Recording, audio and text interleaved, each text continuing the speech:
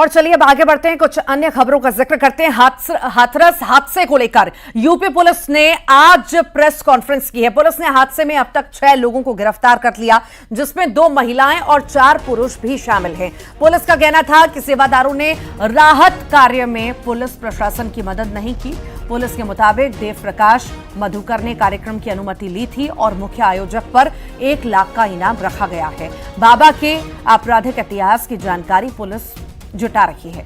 हाथरस में भगदड़ कांड में 121 लोगों की मौत हुई और उसके बाद से ही कई सारे सवाल भी उठने लगे। कुछ गिरफ्तारियां भी हुई हैं और कई सारे गंभीर आरोप भी लग रहे हैं। साथ ही साथ बाबा का आपराधिक रिकॉर्ड जो है वो भी खंगाला जा रहा है। 6 लोगों की अभी गिरफ्तारी हुई है इस पूरे मामले में, उनसे भी पूछताछ होगी। साथ ही साथ आयोजक है उससे भी पूछताछ होगी कि आयोजन के लिए जो संख्या थी वो 80,000 के लगभग थी। आखिर लाखों में जो संख्या पहुंची वो कैसे पहुंच गई और उसके लिए आखिर परमिशन क्यों नहीं ली गई, इंतजामात वहां पर क्यों नहीं थे और वहां पर जो मदद आयोजक को करनी थी, पुलिस प्रशासन को जानकारी देनी थी, वो क्यों नहीं दी गई।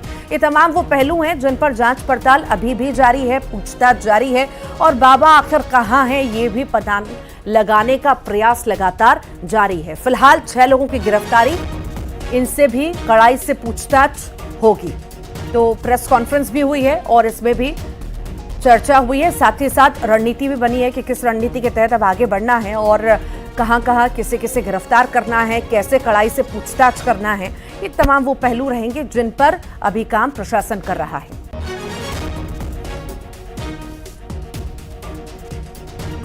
तो 3 तस्वीरें इस वक्त आप देख रहे हैं। ये पहली तस्वीर जहां पर बाबा ने कार्यक्रम रखा था और बड़ी संख्या में लोग पहुंचे थे, जहां पर यह बड़ा हादसा हुआ, भगदड़ मच गई और 121 लोगों की जान चली गई। फरार बाबा की तलाश जारी है। ये बाबा की तस्वीर दूसरे विंडो में आप देख रहे हैं कि यही वो बाबा है जिसकी तलाश अभी जारी है। तो वही तीसरी तस्वीर जिसमें परिजन रोते हुए नजर आ रहे हैं, बिलखते हुए नजर आ रहे हैं और कई सारी बातें भी उनके द्वारा कही जा रही हैं, आरोप उनके द्वारा लगाए जा रहे हैं। अपनों को याद वो कर रहे हैं जो उनसे बिछड़ गए हैं।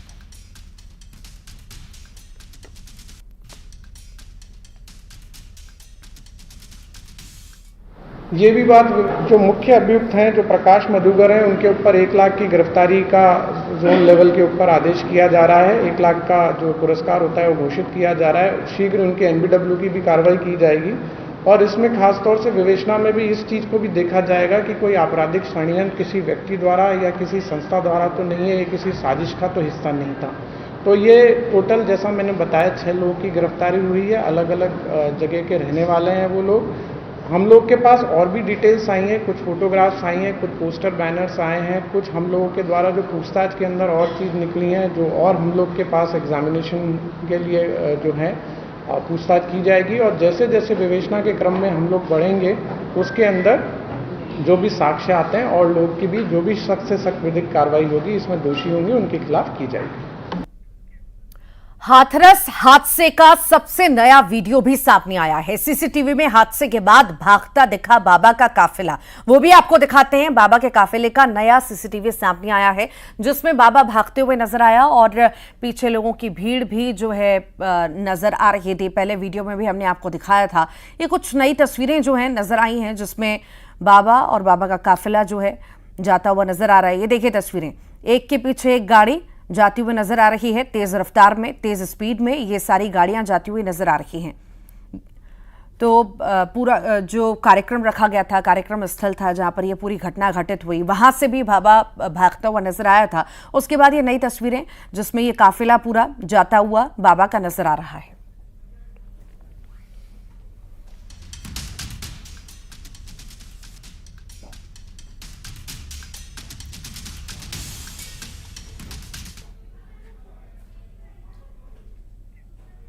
बाबा सूरजपाल उर्फ नारायण साकार हरि हाथरस भगदड़ कांड के बाद इसी नाम की चर्चा पूरे देश में है। ऐसा सिर्फ हादसे की वजह से नहीं है, बल्कि बाबा सूरजपाल के उस लोक को लेकर है जो परत दर परत खुलकर सामने आ रहा है।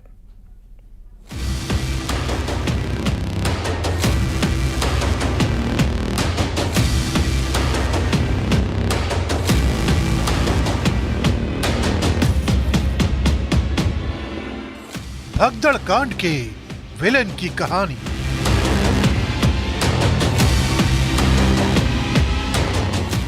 बाबा के सेवादारों पर सनसनीखेज रिपोर्ट।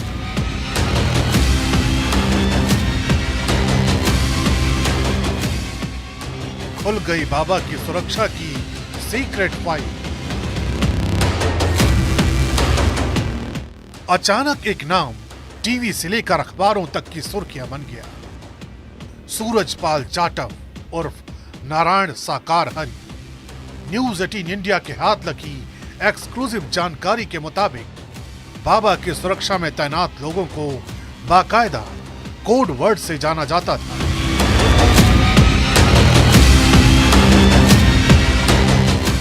गुलाबी ड्रेस वाले सेवादारों को नारायणी सेना के नाम से जाना जाता है।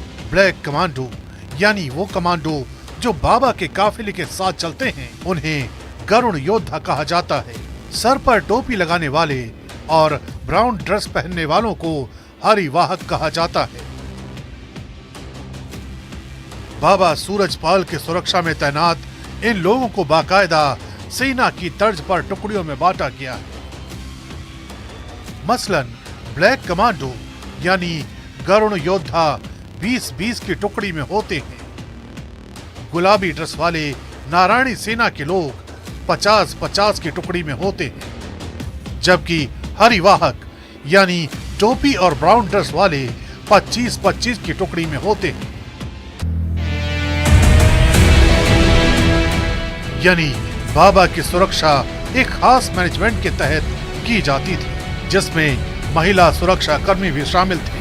सवाल यही है कि सूरजपाल की अपनी सुरक्षा इतनी पुख्ता रहती थी, लेकिन उनका क्या, जो बाबा सूरजपाल के इशारे पर न मौसम की परवाह करते थे और न ही किसी दूसरी चीज की।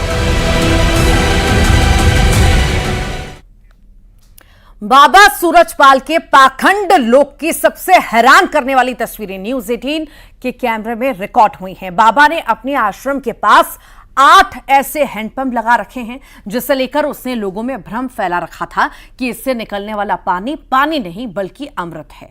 यूपी के कासगंज में बाबा सूरजपाल ने अपने आश्रम के सामने 8 हैंडपंप लगाए हैं। लोगों के सामने पाखंड की थ्योरी भी पेश की गई और दावा किया गया कि बाबा के जन्म स्थान पर लगे इन हैंडपंप से दैवीय शक्तियों वाला पानी निकलता है।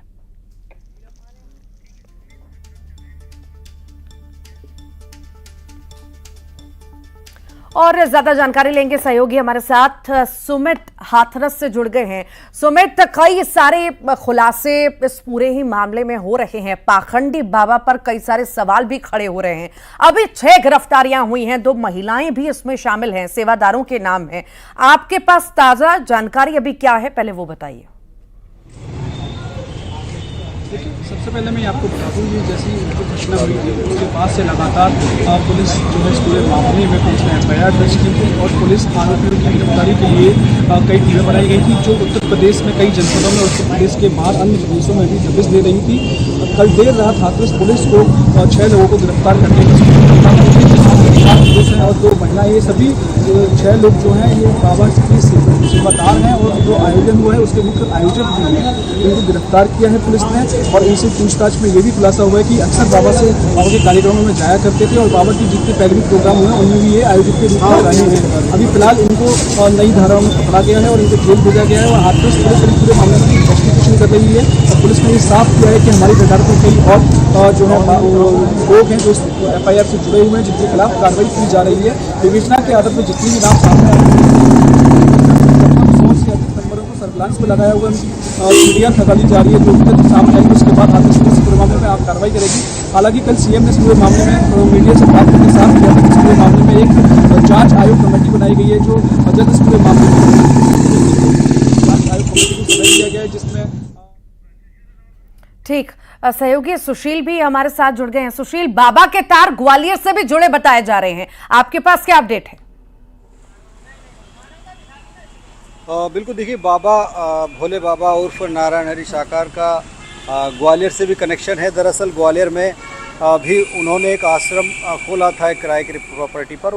उस दौरान पिछले साल यहाँ सत्संग भी हुए थे। इस साल भी बताया जा रहा है कि मार्च में एक बड़ा सत्संग का कार्यक्रम तिघरा इलाके में हुआ था और बड़ी तादाद में बाबा के जो मानने वाले अनुयायी है वो ग्वालियर चंबल अंचल में भी मौजूद है। और जो हादसा हुआ था हासरत में मंगलवार को, उस हादसे में ग्वालियर की करीब जो 12 महिलाएं गई थी उनमें से एक महिला रामश्री की डेथ भी हुई है, मृत्यु हुई है भीड़ के पैरों तले कुचले जाने के चलते। और जब हाथरस में इतना बड़ा हादसा हुआ और उसके बाद बाबा को तलाशने के लिए पुलिस की टीमें लगातार सक्रिय थी, तो इनपुट ये भी मिला था कि ग्वालियर में भी हो सकता है कि बाबा की मौजूदगी रही हो या फिर बाबा के आने के संकेत हो।